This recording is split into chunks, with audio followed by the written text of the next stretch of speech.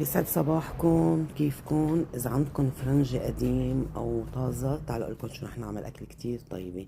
بنجيب زيت زيتون، بنحط بقلبه توم، وبنحط إكليل جبل أو روزماري بقلبه، وبنتركن على نار كتير هادي. هون بنكون قطعنا الفرنجة هيك بهالطريقة، بنحطهم بصينية، وهون عم بيتقلوا التومات. بنطفي عليهم لما بصيروا هيك لونهم، بس لازم تكون النار كتير هادي.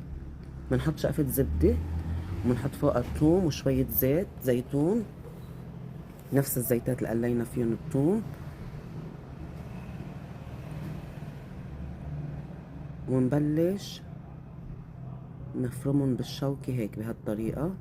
هني دغري دغري هيك بكونوا مستويين. وبعدين بندهن الفرنجة هيك،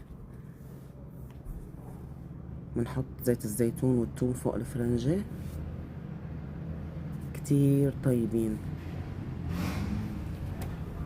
وبعدين بنحط فوقهم جبنة موزاريلا، فيكم تحطوا الجبنة اللي بدكم اياها. حطوا جبنة كتروا، كتير طيبة.